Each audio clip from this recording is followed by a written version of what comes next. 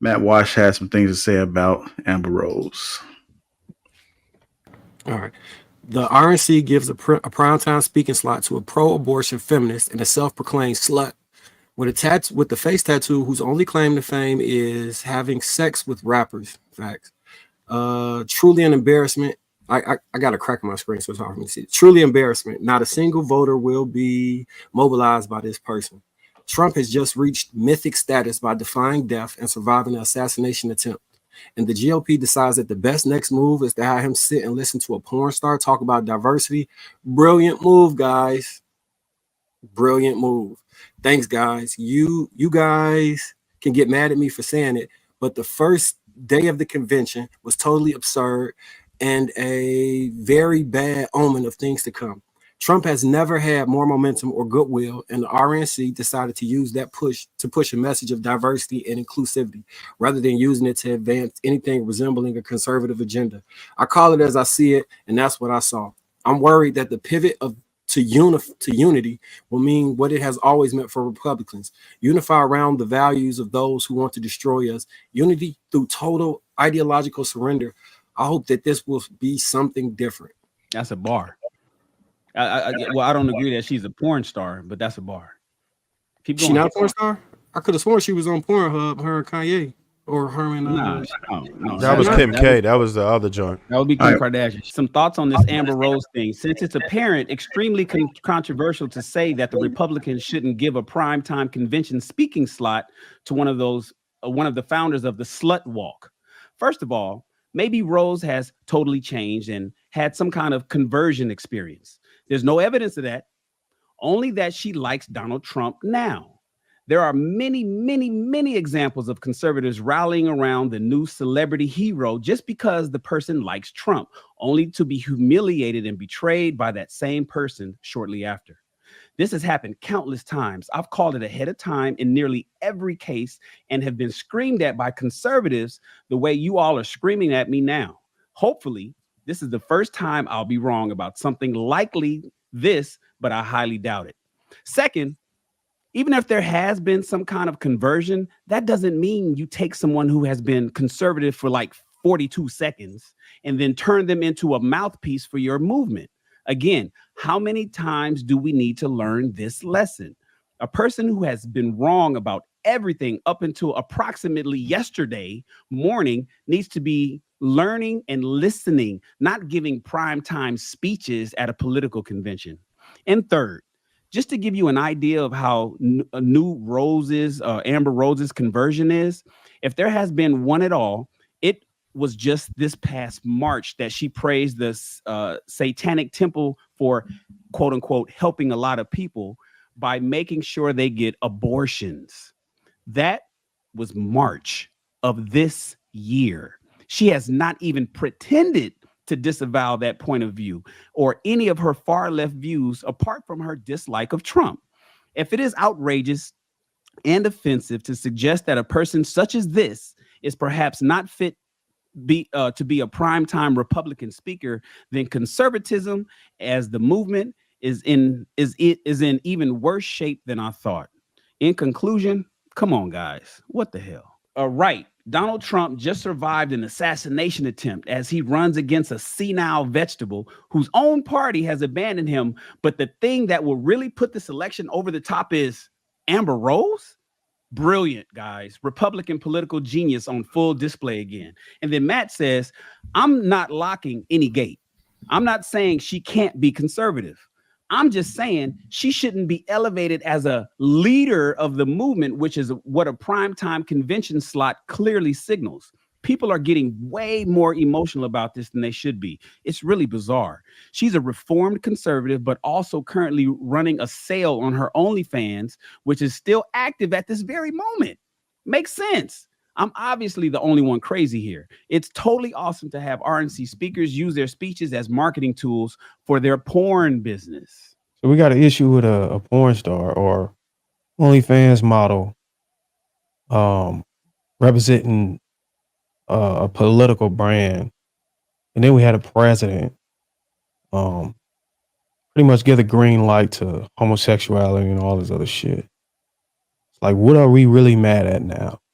Well, you're criticizing Matt Walsh is a right leaning political commentator. So you asking the wrong person. I'm sure he had a problem with Biden. No, I'm asking y'all. I mean, did y'all side with that, or I mean, like, what was the point of bringing up his message?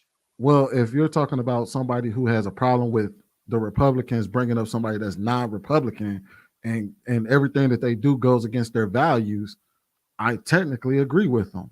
I wouldn't want somebody to go up there and be the what do you say, antithesis? You know what I'm trying to say. Well, I'm looking at it from a like different. Candace Owens going to speak for reparations. Well, I'm looking at it from a different point of view. I'm looking at it from, I don't know which one it was. 48 Laws of Power. It was a story where a king or emperor or whatever made his enemy like his ally or some shit like that. So I don't know. Maybe that was the move. Maybe not. But I would say it's a powerful move. It'll be able to have somebody speak on your behalf and promote you that don't even stand for anything that you stand or stand totally against you. Like, how savage is that? Well, I mean, with considering how easy it is to pay people to say anything, it's really not all that powerful at all. And if you're talking about your base and you have somebody like Matt Walsh come out and say, this is crazy, there's probably a lot of Republicans who might think the same thing and might turn away from the Republican Party for that very reason, which is why Joy Reid warned black folks about listening to Amber Rose and doing their own research, because these Republicans, these conservatives might actually be looking at the same thing and saying, "Oh, you're trying to pander to black folks right now, using a hoe." The crazy thing about it is, anybody on this panel probably can got a dollar amount that they'll go and speak on whatever that they don't agree with. What is that? I guarantee you, Sweeney, you one of them.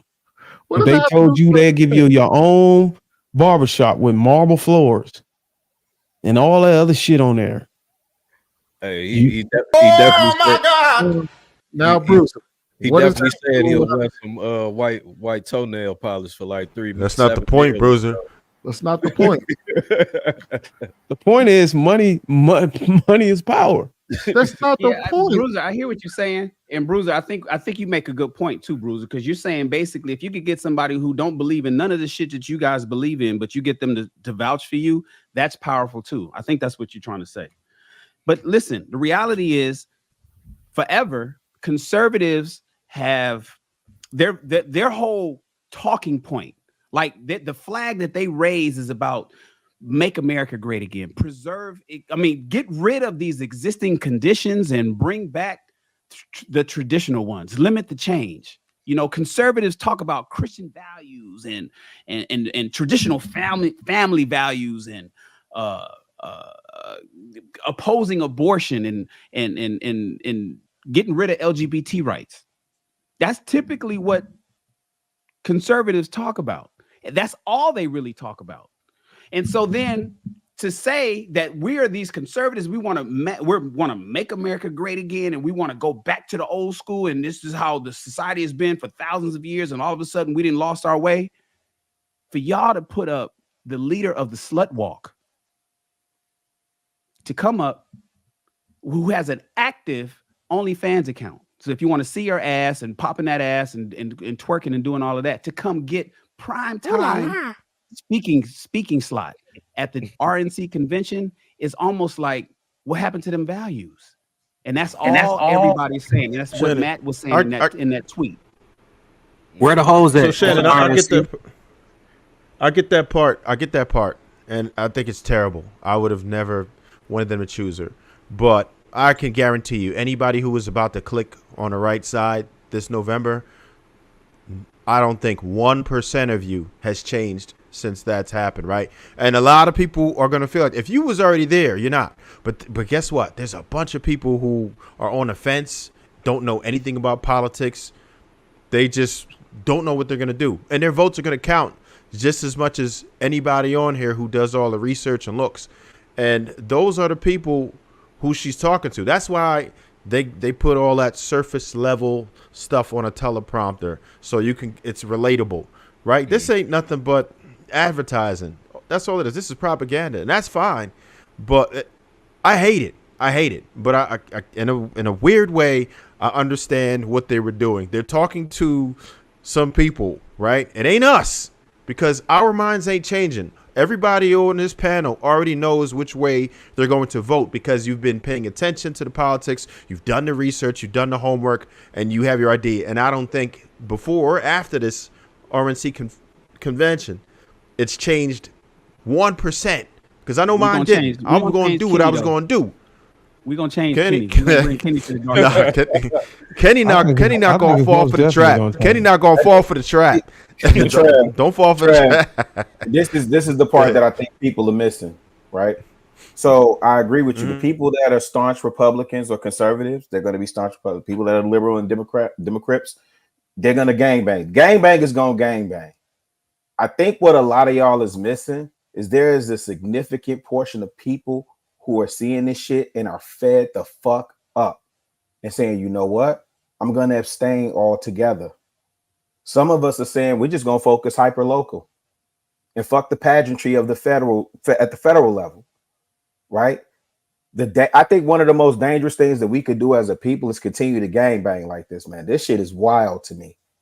We ride blue or red, and I mean when we flag it, right? Shit is wild, man. I think people are discounting the number of people that have common sense that are looking at this. And I don't know who that was. It may have been KP that came in and said, like, yeah, it was. He said both of these guys are shitty candidates. And he didn't say it in a way that was dismissive. He leaned into that and owned that, right? And he didn't make excuses for why one is better over the other. Well, let me leave that alone. I really do want people to dig in and get to the policies and be able to, that's what I'm advocating for. Be able to speak to the policies that's going to affect and inform your vote. Because I promise you, all this Amber Rose shit, people are looking and saying, this is some bullshit. Fuck, I'm not voting for that shit. Hey, but a lot of people are gonna stay home in November, fam. A lot of cats. And that's where the election will be won. It'll be a matter of, as it always is, who got the most gangbangers to come to the polls. Hey, Hold on, I think it's going to be more than 4 years ago.